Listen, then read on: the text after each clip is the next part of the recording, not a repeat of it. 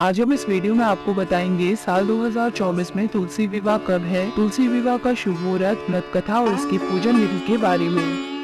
पंचांग के अनुसार कार्तिक माह के शुक्ल पक्ष में आने वाली देवउठनी एकादशी और द्वादशी तिथि के दिन तुलसी विवाह कराने की मान्यता है। देवउठनी एकादशी के दिन भगवान विष्णु 4 महीने की निद्रा के बाद जागते हैं। भगवान विष्णु जी को तुलसी बेहद प्रिय है, इसीलिए कहा जाता है कि जब भी भगवान विष्णु जागते हैं तो वह सबसे पहली प्रार्थना तुलसी की ही सुनते हैं। तुलसी विवाह के साथ ही विवाह के शुभ मुहूर्त भी शुरू हो जाते हैं। आइए जानते हैं साल 2024 में तुलसी विवाह कब है, तुलसी विवाह का शुभ मुहूर्त, व्रत कथा और इसकी पूजन विधि क्या है।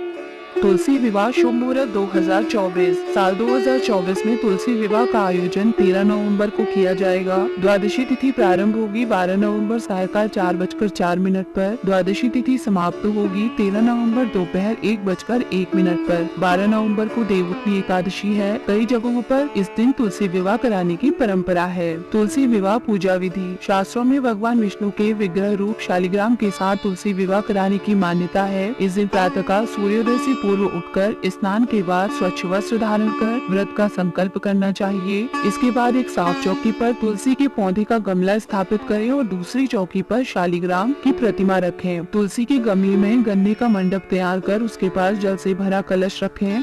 अब घी का दीपक जलाएं, तुलसी के पौधे और शालिग्राम पर गंगा जल छिड़क कर शुद्ध करें और उन्हें रोली चंदन का टीका करें। इसके बाद तुलसी के पौधे को लाल रंग की चुनरी, चूड़ी, श्रृंगार का सामान व अन्य पूजन सामग्री अर्पित करें। शालिग्राम की प्रतिमा को हाथ में लेकर तुलसी की परिक्रमा करें और इसके बाद व्रत कथा पढ़कर आरती कर विवाह की विधि संपन्न करें। तुलसी विवाह कथा। पौराणिक कथा अनुसार जलंधर नाम का एक राक्षस था जो बहुत ही वीर और पराक्रमी था। उसकी वीरता का रहस्य उसकी पत्नी वृंदा का पतिव्रता धर्म था। एक बार जलंधर से दुखी होकर देवतागण भगवान विष्णु के पास गए और रक्षा की प्रार्थना की। तब भगवान विष्णु ने जलंधर की शक्ति समाप्त करने के लिए देवी वृंदा का पतिव्रत धर्म भंग करने का निश्चय किया और जलंधर का रूप धरकर छल से वृंदा का सतीत्व नष्ट किया, जिस कारण जलंधर की शक्ति क्षीर्ण हो गई और वह हार गया। जब वृंदा को भगवान विष्णु के इस छल का पता चला तो उसने भगवान विष्णु को पत्थर बन जाने का श्राप दे दिया। इस घटना के बाद वृंदा सती हो गई और जिस स्थान पर वह भस्म हुई वहाँ पर तुलसी का पौधा उत्पन्न हुआ। तब भगवान विष्णु ने वृंदा के पतिव्रता धर्म से प्रसन्न होकर उसे यह वचन दिया कि तुम तुलसी बनकर सदा मेरे साथ रहोगी।